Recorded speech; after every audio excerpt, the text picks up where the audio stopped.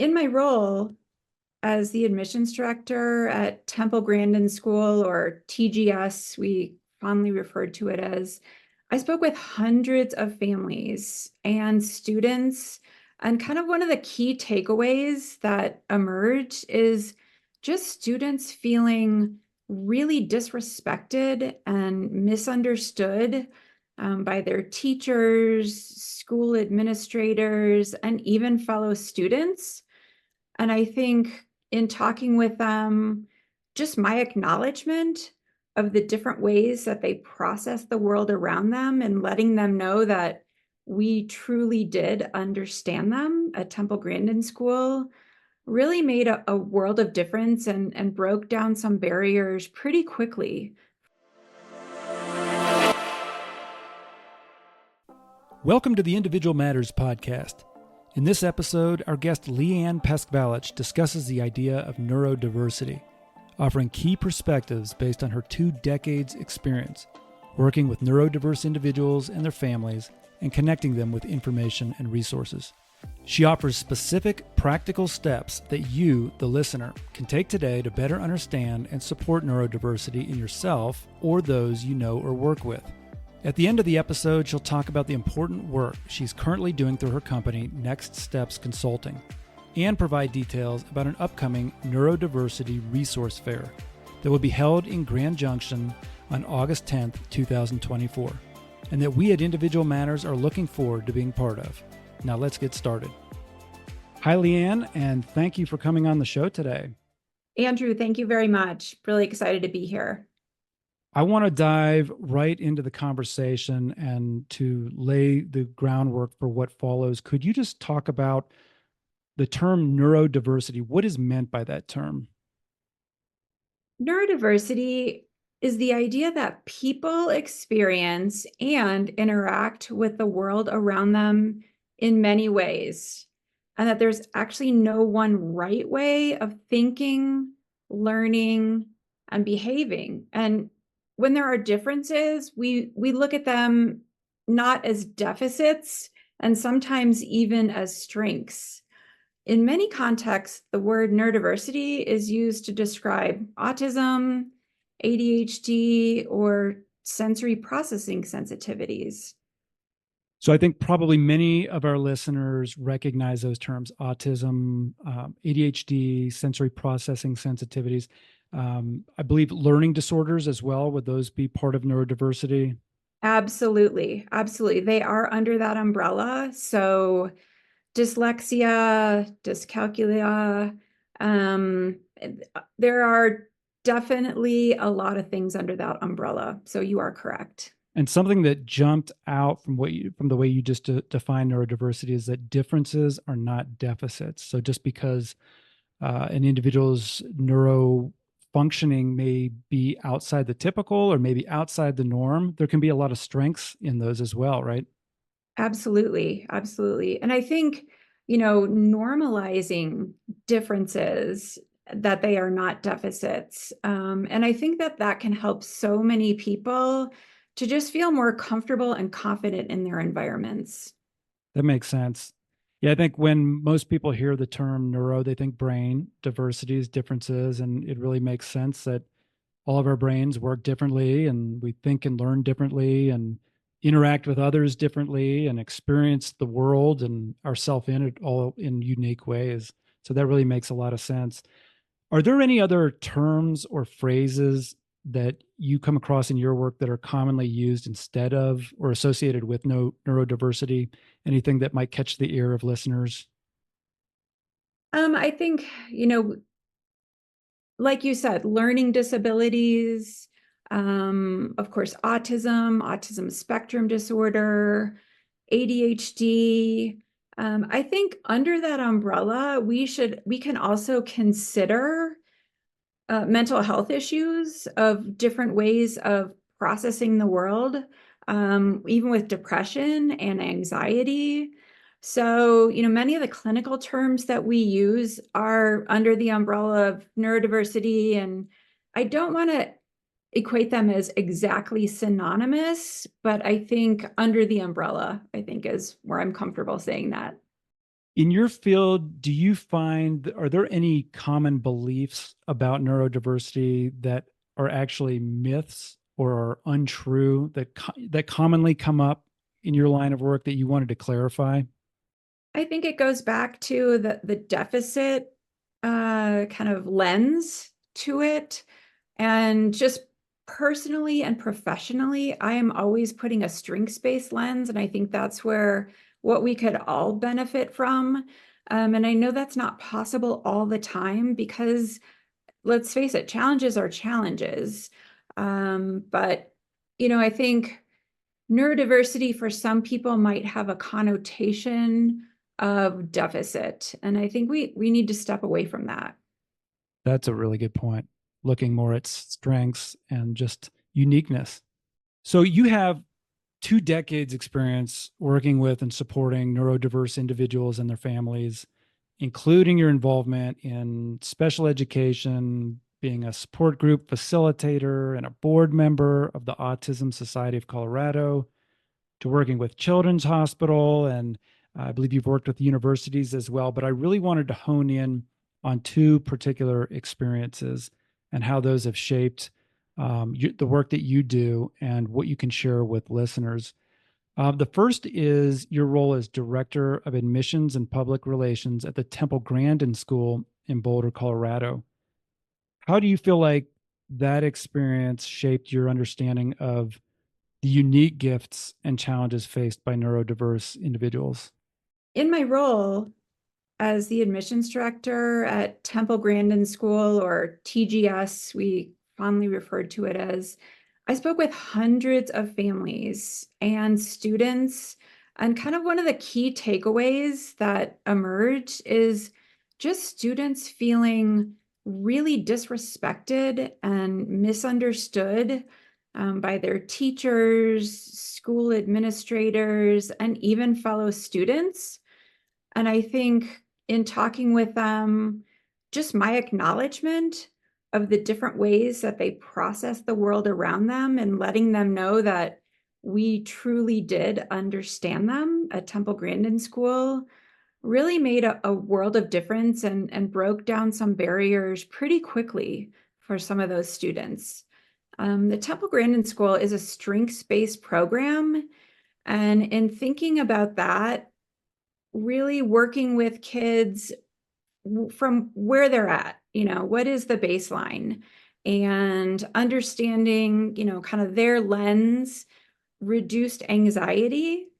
And when that anxiety is reduced, then I think academic progress increases, social interaction, emotional regulation. Anxiety can really be, a barrier to kids blossoming. And so reducing that anxiety, kids blossomed. We started to uncover, or they were able to lean into their strengths and really make amazing progress at the school. Wow, that's fantastic.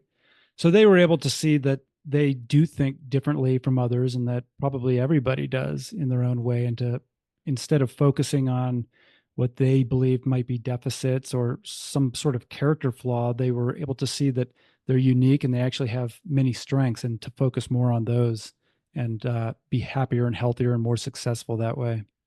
Yes, it was almost like a rewiring. Wow. That's really cool. Just in the interest of time, I'm going to move on to the another role that you've had, but this is something that I would really like to have you back on the show and talk about, because that's a big issue, and I'd like to find out more about what they're doing at the Temple Grandin School, specifically in terms of how to assess those strengths and weaknesses and how that process works. But the second position that I wanted to mention that jumped out from your background is your work as executive director of the Autism Society of Colorado. And I'm curious what you learned from that position about advocating for and supporting the autism community specifically. I think one of the things I knew, but it was illustrated and demonstrated day in and day out in my work with the Autism Society, is how difficult it can be to navigate the systems that are there to lift people up, like schools, the educational systems and government benefits, Medicaid and Social Security. These are there to help people grow and live fulfilling and thrive in their lives, yet they are just extremely difficult to navigate. And so we provided support to individuals, across the lifespan, connecting them and helping them navigate these systems. Another thing that I learned while leading that organization, which is, again, one of the things that I knew, but I could see it in the day in and day out, is a deep need for connection within the autism community, from parents and partners and husbands and wives and siblings to individuals who were autistic.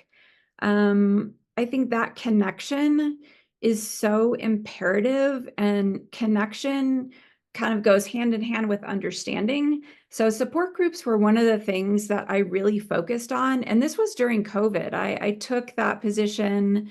My first day was April 2020, April 1st, 2020. Wow. And so as COVID was unfolding, I was, bringing my skills to this organization, and knowing that connection was needed. I rolled out virtual support groups. Another thing that I think is important is just a need for safety, and that again goes back to understanding and connection, and how we need that safety, and connection and understanding can bring that. Wow, that's really incredible. I had forgotten that you had just taken up that position right at the start of COVID. So you had to implement many of these strategies and workarounds in hoc, like right then in the moment, trying to figure out what was going to work and what wasn't. Exactly. And the Autism Society, like every other company and organization across the world, really had to pivot and figure out, I think for us, the Autism Society, there was a pause. I mean, the phone didn't ring for a month, that whole month of April. And so that gave me pause to really think, what are the needs? And then when people started to reach out, it was about connection, and how to connect with the agencies and organizations that were providing support, as well as how to connect with each other. And so it really wasn't until the third and fourth quarter of that year, 2020, that I started to put together those virtual support groups. If you remember, not everyone was Zoom fluent back then. And people who are on the spectrum, autistic, and their families, as long as everyone else too, had to kind of get up to speed with our virtual living situation. And so, I started to roll those out in the second and third quarter, and they really took off in 2022. Many of them still exist today at the Autism Society. I'll talk about that in a little bit, as well as, figuring out how we could connect in person. And that was a little bit later. That's amazing. Yeah, I was going to ask next how those are doing now and how those have evolved and what the response was, but I don't want to get ahead of our conversation, so we can come back around to that. One of the things we try to do with this podcast is give listeners simple, practical steps or perspectives that they can apply in their lives immediately. So right after finishing up listening to this podcast episode, what are some things that they can go ahead and do? So thinking back to your broad and deep experience in the field of neurodiversity, what are some practical steps that you could offer neurodevelopmental or neurodiverse individuals or their parents or whoever may work with them in terms of what they can implement now or what they should do today? I think something that people could do immediately is just stop and think about their support base. What is your support base? How robust is it? Do you feel secure in your connections for support? So kind of an evaluation of that. And next, if there are holes in that base, what you can do to fill those holes. I talk to people often about, finding your tribe. And that can be with parents of kids who have special needs, but also, siblings and partners, and then the individual who is neurodiverse, finding your tribe. So I think that's one of the things. And then also figuring out what the strengths are for that neurodiverse individual. And based on where they are in the lifespan, and I work with people across the lifespan, it's going to look different. But thinking about, what the special interests are, using those for that connection, and going back to that. I think something that, people can do is looking around their community. So the Autism Society of Colorado is a statewide organization. That said, many of the things that they do in person are along the Front Range.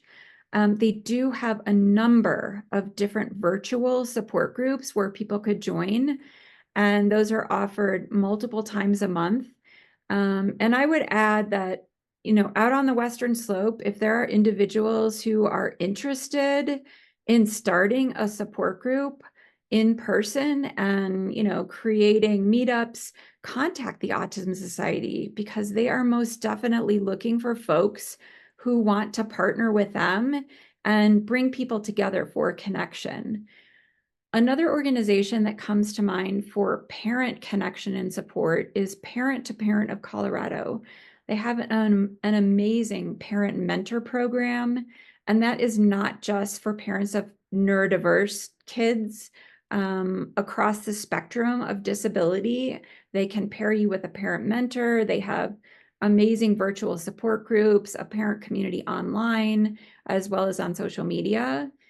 In terms of getting support, connecting to the different services and agencies across the state, Peak Parent Center is a wonderful organization that can advise on educational advocacy. Family Voices supports individuals and families in connecting and navigating the different public benefit systems.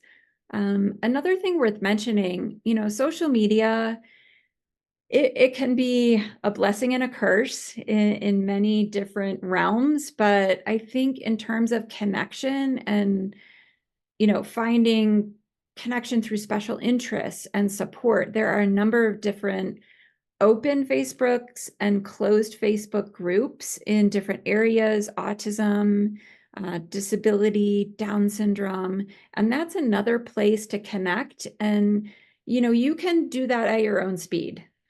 So that's another benefit of social media. There are the lurkers out there who join groups and just kind of like scan and see what's going on and what the resources are. There are others who participate, in a much different fashion and are very active, but either way can work.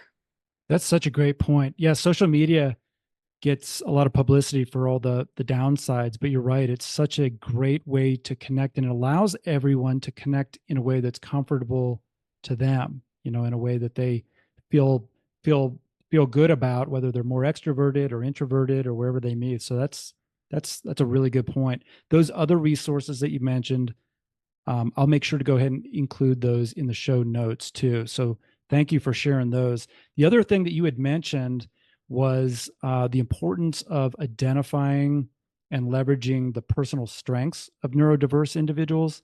How how do they? Can you talk a little bit about that? Definitely. I think whether you're an individual who is neurodiverse or you're a parent kind of navigating, I think questions that you can ask is, what am I good at and what do I enjoy? And along with that is, where do I feel safe? And I think that the go-to for a lot of people would be like, I feel safe at home, so I'm just going to stay home all the time. That's really not what I'm getting at here.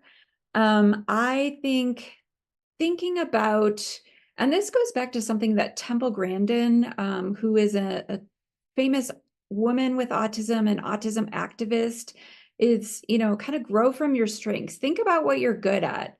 Focus on those things because those are things and skills that you're going to enjoy building and working on. And that can be with schooling as well as employment. So, on the personal strength side, really leveraging those to, enhance your education, go further in your education. Those can lead to different types of employment and exploration. And these things can change through the lifespan, most definitely, because, we don't know what we don't know. And as we go through life experiencing things, we are always developing strengths and discovering them as well. And I want to touch on something, people often ask me, should I go for an evaluation for something that's challenging? Say it's autism. They're interested in finding out, or maybe hesitant to find out if they are on the spectrum. I always encourage people to seek out psychological evaluations for challenges that they're facing that are barriers to them, that are not allowing them to do the things that they want to do.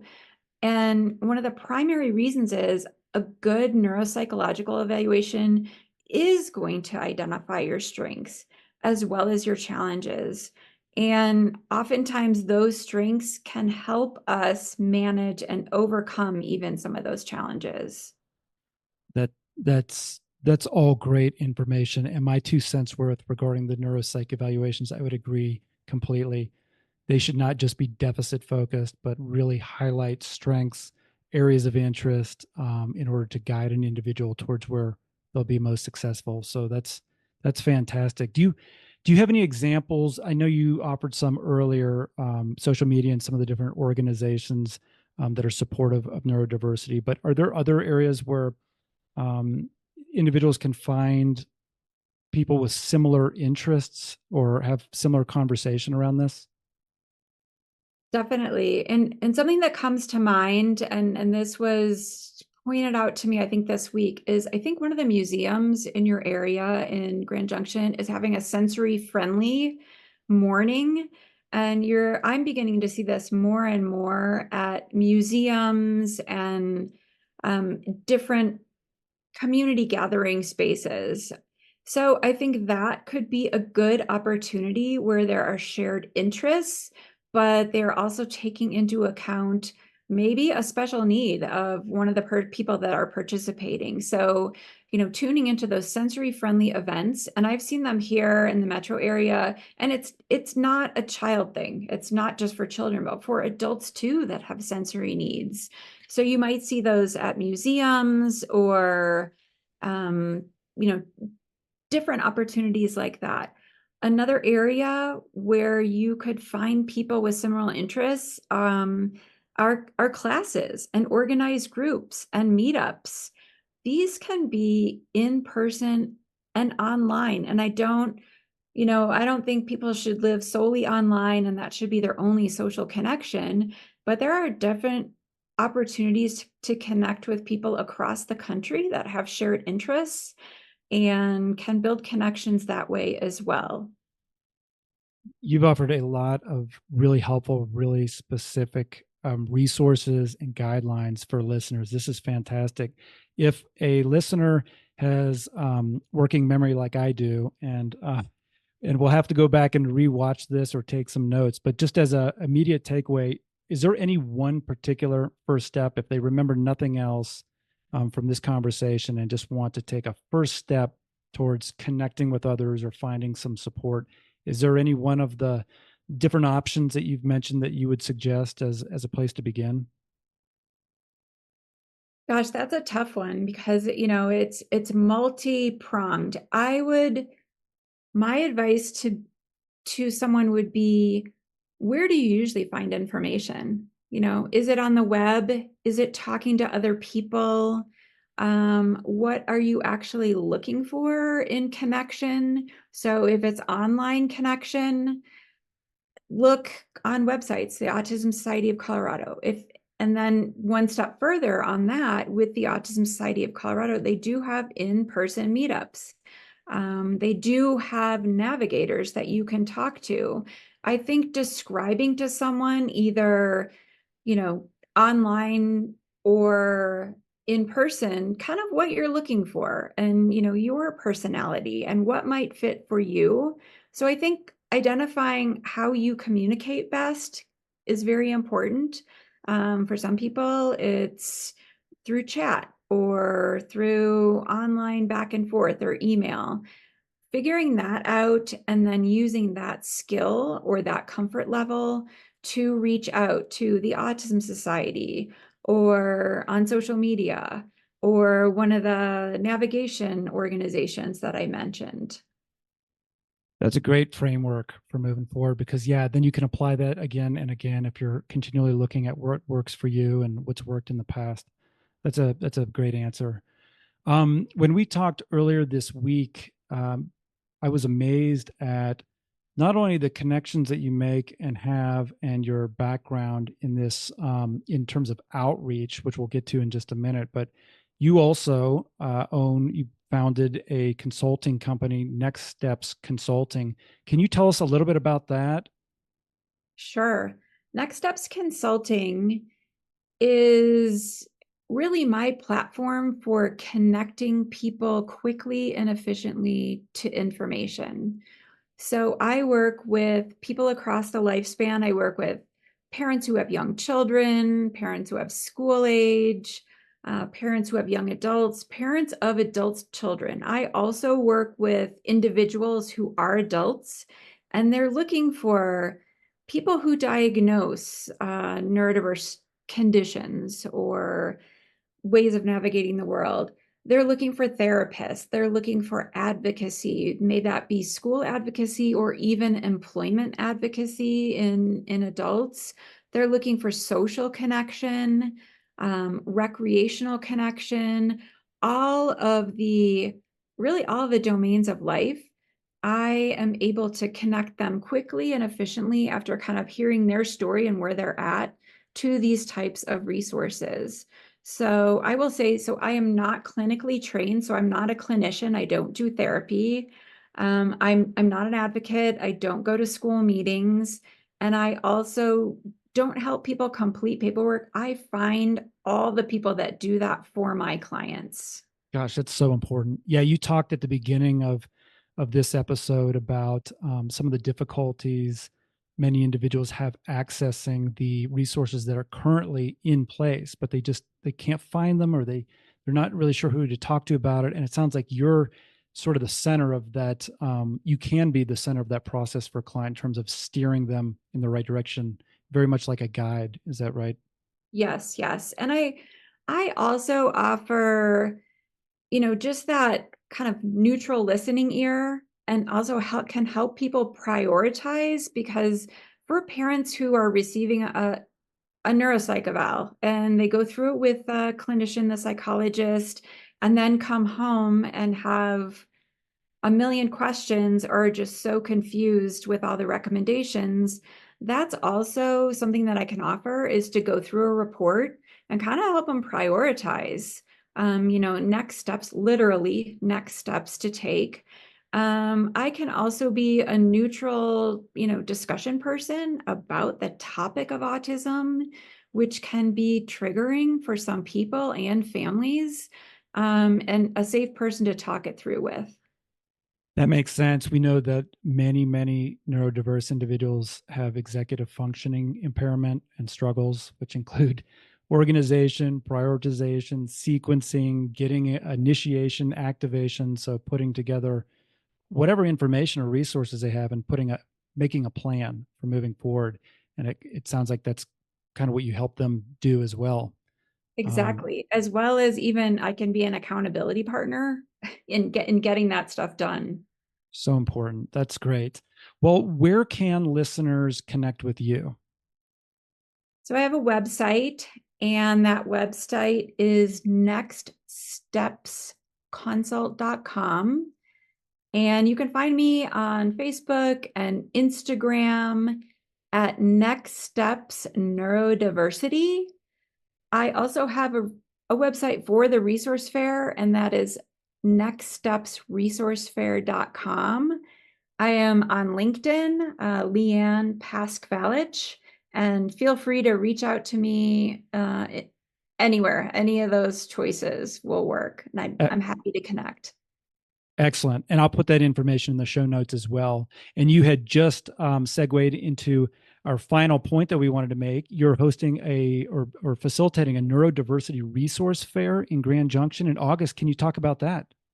Yes, the Neurodiversity Resource Fair is for people who are looking for resources and support for autism, ADHD, the learning disabilities that we mentioned earlier, as well as developmental disabilities. And this resource fair is for people across the lifespan. So it is not just a pediatric or a school-based resource fair. There will be providers there who serve adults as well as children. It is at the Convention Center in downtown Grand Junction on Saturday, August 10th. And, my why for this resource fair is really access to information, making sure people know about all of the amazing providers in Mesa County, Grand Junction, across the Western Slope. There will be providers there, organizations and companies from the metro area that are very interested in connecting with people in Mesa County who work virtually and can provide services through a virtual platform. So it's pretty exciting. And we are looking forward to being involved as well. Individual Matters will be there. So, to any of our listeners, I hope you'll come out and meet Lea Anne and many of the other providers and resources. Meet Dr. Caton. I'll be there. So, we're really looking forward to doing what you're so good at, which is connecting with other individuals and families and providers, just getting information out so that we all feel more supported and in the know. Looking forward to it. And I hope to meet some of the listeners there. And I'm looking forward to just being there in the Grand Junction community. Lea Anne, thank you so much for coming on today. It was a real pleasure talking with you, and I hope we can do it again. Absolutely. Absolute pleasure. And I appreciate you having me on. Thank you so much. That's it from us today. Be sure to check out the show notes to learn how to get in touch with Lea Anne, as well as for more information about the Neurodiversity Resource Fairs. And as always, you can find more information as well as resources on our website, individualmatters.org. We hope you'll join us at the next podcast, where we'll continue to explore topics around successful living, learning and education, and child development, and share ways to help you live a more positive and fulfilling life. The preceding information is not intended to provide or serve as medical, clinical, or educational advice. Individual Matters is not responsible for the accuracy of guest statements. All information should be validated independently. Please consult with your doctor, mental health provider, attorney, or other appropriate professionals before making any personal decisions for yourself or those in your care.